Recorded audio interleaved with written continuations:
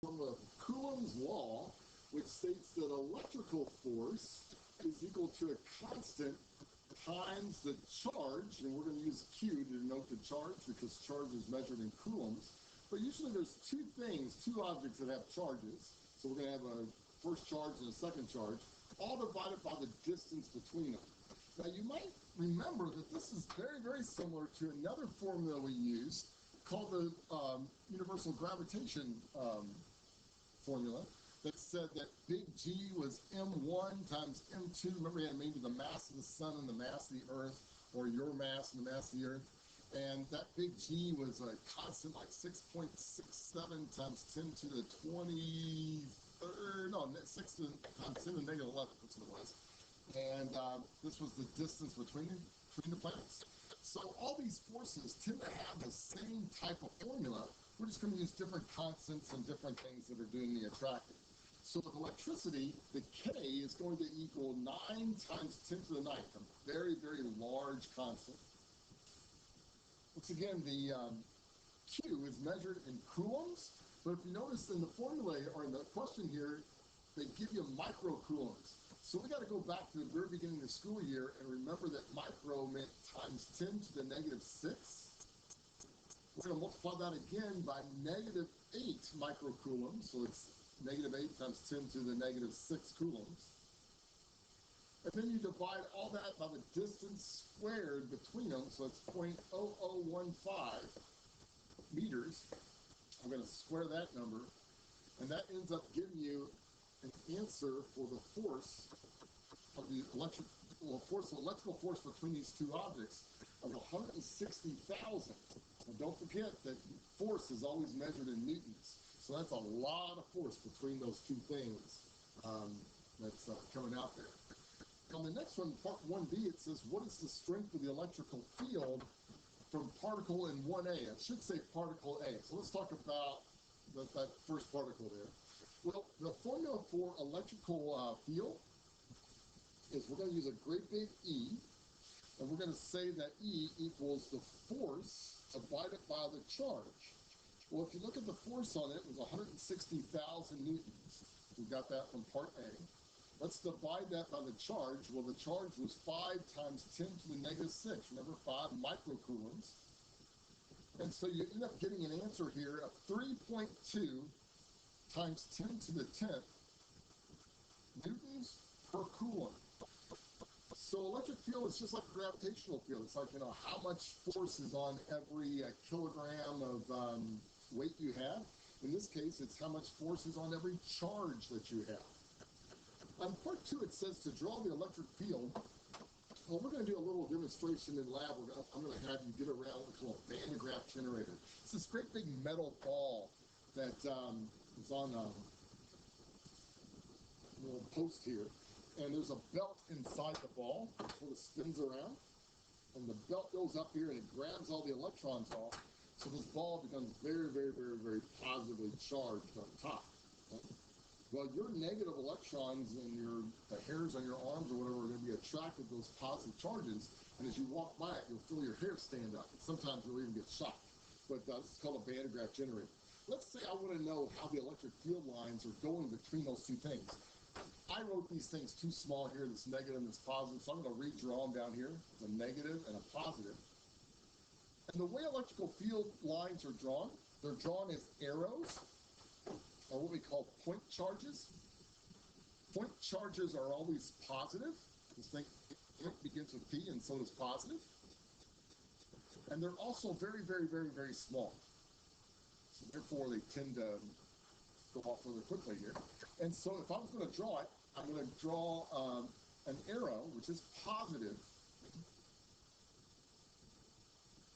And since positives are going to repel positives, the positive arrow is going to go away from the positive and be attracted towards the negative. If one came out the top here, it would be attracted down towards the negative over here. And then you'd get another field line that would come down like this. The more field lines you have, the stronger the field is. So it'd be like gravity on a small planet would have only a few lines, or gravity on a large planet would have lots of lines. Same thing here. Strong electrical forces are going to have lots and lots of lines. So that's how you draw an electrical field. to show you, if you ever wondered how they figured out the charge on an electron, this is called the Millikan oil drop experiment, and I've always just been impressed with how these scientists came up with such complicated things using really simple equipment. And in this case, Millikan took like a little perfume bottle and he sprayed the oil droplets out. And when they sprayed the oil droplets out, the oil droplets had a negative charge on them. And as the oil droplets would come, these little droplets would go down into this little pinhole that was then sort of what I call a coffee can. They sort of opened up the coffee can here so that you could actually see what it looked like, okay? And then there was a little hole in the coffee can so he could look at these oil drops drop through here with a telescope. Think about it. Those oil drops were negatively charged. As they fell down through here, they would be attracted to something that was positive. So these are electrons on these little oil drops. And what he did, he hooked up a battery, and up here was positively charged. Well, the oil drops were negatively charged. So wouldn't they be attracted to the top plate? Well, here's what he found out. He said, well, the weight of the oil drop is going to make it want to sink. Like you see that little velocity vector there? So the velocity is going to be going down like this, okay? That's due to weight. So the weight was equal to mass times gravity. That's going down. But the electric field was actually going up. Okay, so he made these positives up here. So therefore, the electric field would pull the electron up. And what he did is he kept dialing in the amount of electricity or amount of voltage until the little oil drop would just hover in midair, right smack in the middle, so that the weight going down equaled the electrical charge going up. And he was able to compute the weight, taking mass times gravity, and he put that into the electrical field formula. And he was able to figure out what was the charge on an electron. So let's show you the formula here. If you remember from part 1b, we said that the electrical field, E, equals F divided by Q. Well, this formula asks you to find the charge, so I'm going to look for Q here.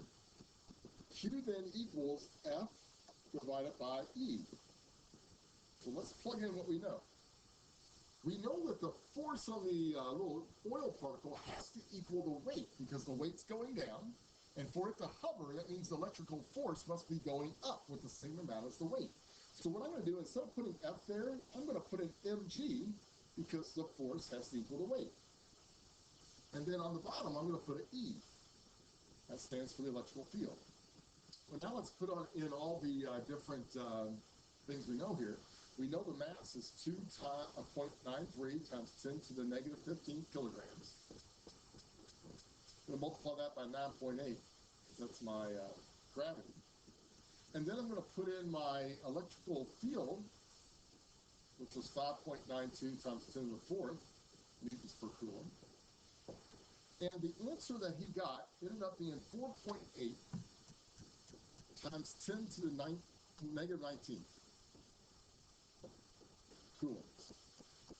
What was really strange for him, though, is every time he did this experiment, he ended up getting a different answer. Sometimes he would get 1.6. Sometimes he'd get 4.8.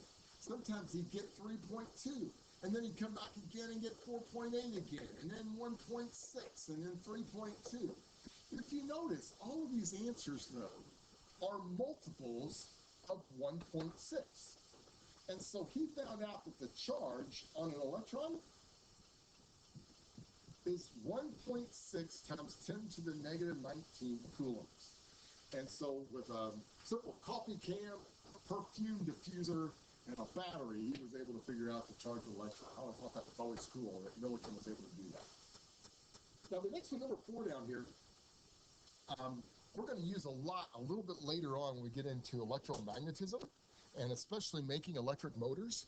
And I want you to see this yellow plate that I have over here on the right-hand side. That's going to be like a coil in a motor, and we're going to try to get that coil to spin. And we're going to do that using an electrical field. Now, we have to know, though, how many electric field lines go through that coil or go through that plate in order to get it to move. the more it can push, the more those little red lines that'll push it, the stronger this electric motor is going to be. And we call the amount of field lines that go through that area, we call that electric flux. So let's find out what a flux this is talking about. The formula for electric flux has a weird symbol in it. I think this is the Greek letter phi, I think. Anyway, it's like a circle with a little post through it.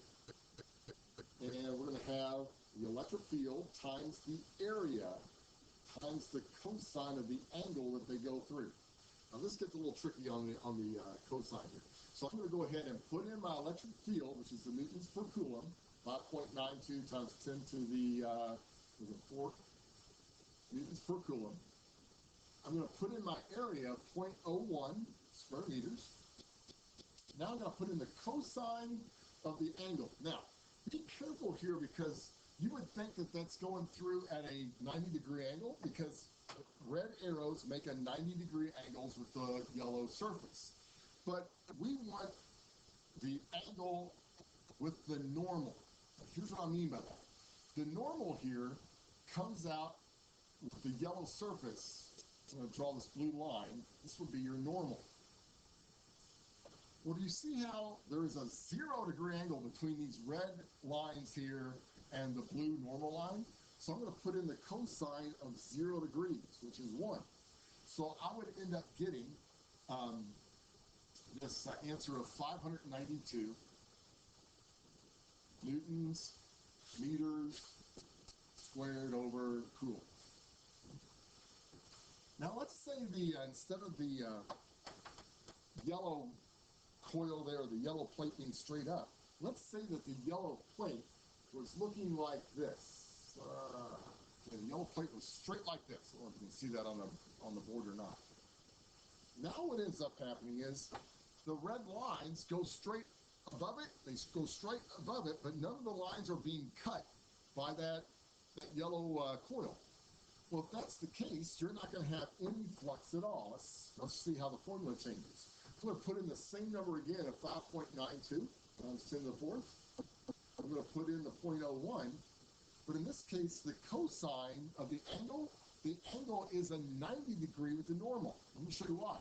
See that yellow surface there? The normal would be straight up. So you see how these red lines now make a 90-degree angle with the normal? So I'm going to put in 90 degrees. Cosine of 90 degrees is 0. So you don't have any flux there. Oh, I just put degrees. You don't have any flux there whatsoever. And so if you're trying to make a motor, the electric field push this coil or push that plate, you're not going to have any power whatsoever. Keep this in mind. I'm just going to throw this at you real quick because when we generate electricity, we use something very similar to this. And so whenever the coil is at a 90-degree, you'll generate the most electricity. But when the coil spins around and lays flat, now you produce 0 electricity. And remember, we did a lab in here where we proved that the electricity turns on and off 60 times a second as the generators go around in circles. So we'll talk more about that when we get there. It's a little confusing right now. Okay, this next one is going to take the whole year and put it all together in one formula. And the next formula I want to talk about is voltage with an electric field. So V is going to stand for voltage. Voltage is sort of like the pressure that the electrons get pushed with. And we're going to take the electric field and multiply it by the distance between the two plates that are propelling each other. And in this case, though, they told us velocity here. They said there's two plates that did give us a distance. That was nice of them. But it says what voltage or potential difference must be to accelerate the particle to this speed. So they give me an initial speed and they give me a final speed.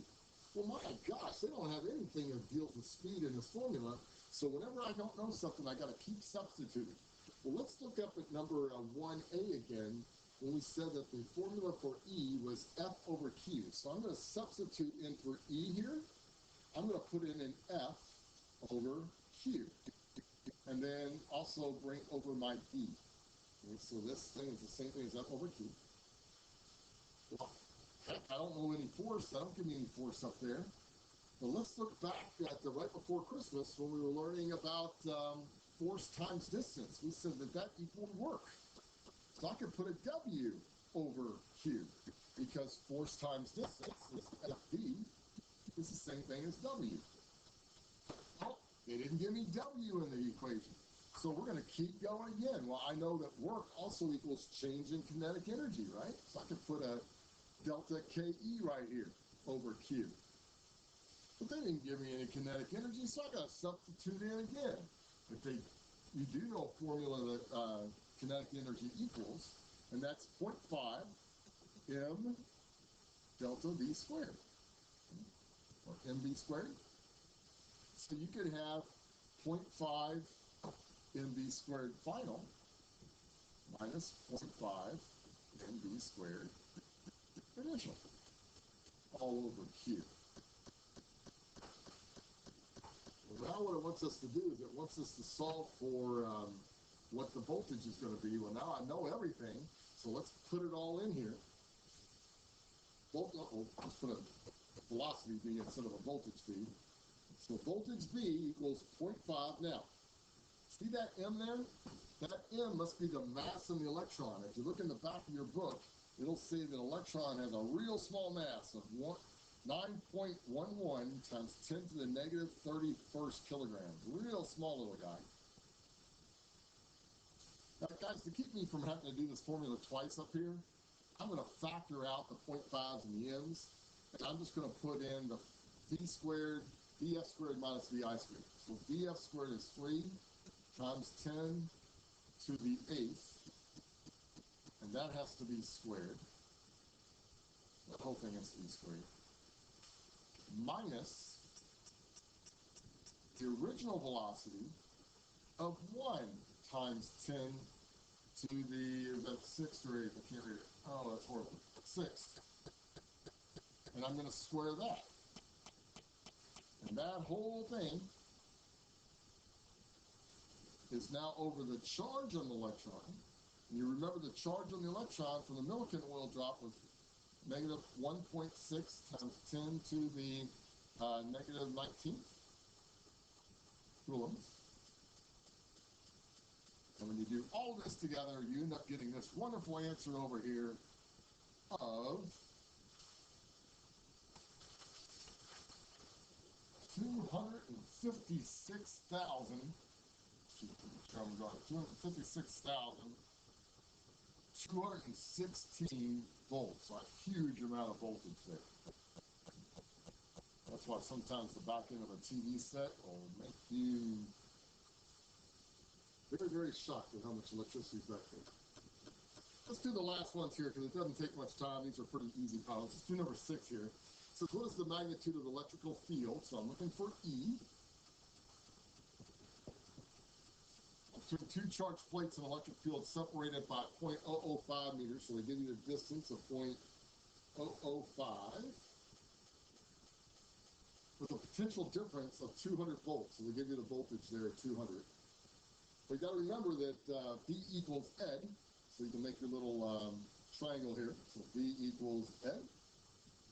So if you want to know E, it's V over D. I'm going to take the 200 volts divided by the 0.0005 meters. And that ends up giving you right at 40,000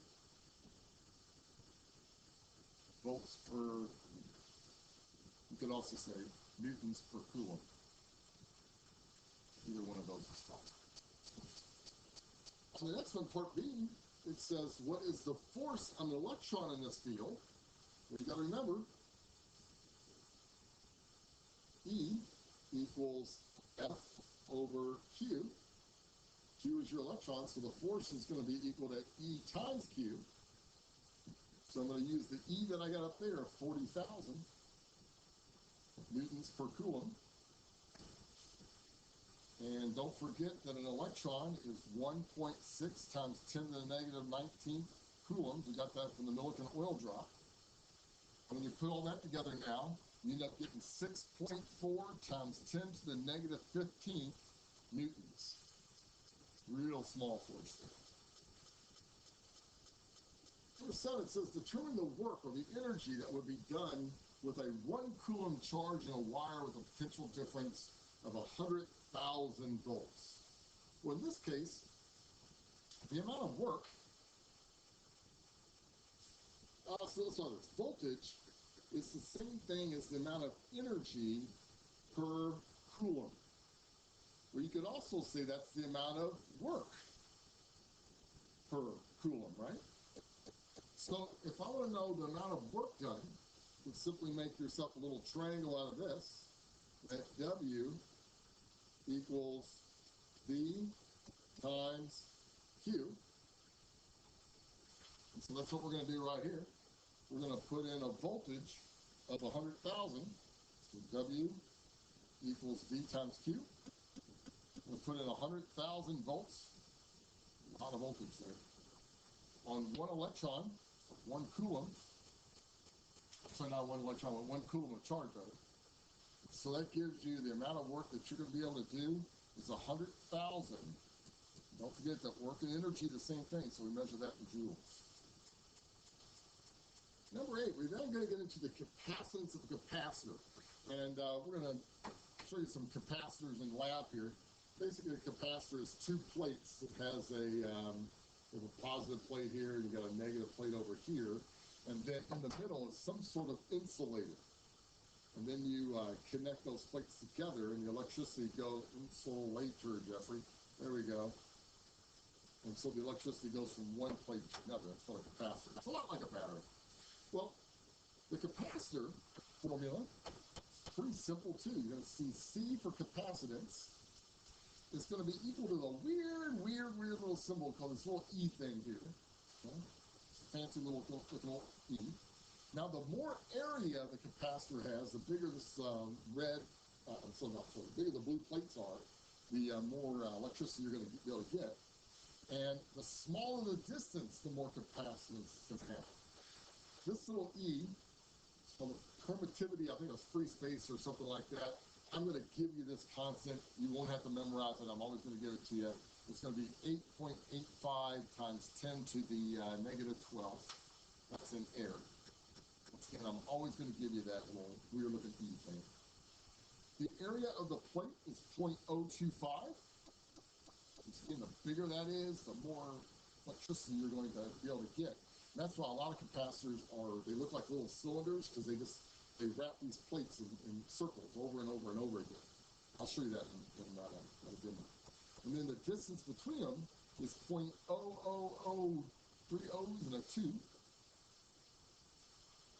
And so therefore, we're going to get 1.1 times 10 to the negative 9.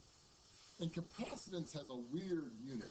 It's measured in farads. That's in the little fuzzy animals that look like, I don't know, look like I don't know, I can't think what a ferret looks like. More like, well, it's a beautiful little animal. It smells really good.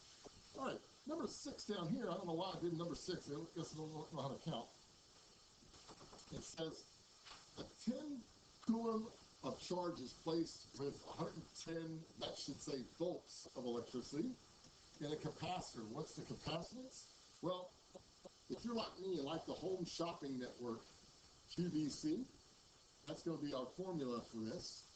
And so to find the capacitance, I'm looking for C. So you can actually make a little triangle out of this one too. Okay. So I'm going to have Q, V, C. So capacitance is going to equal Q over V. C equals Q divided by V. So I'll put in the Q of 10 coulombs, the voltage of 110 volts, and you end up getting 0.09.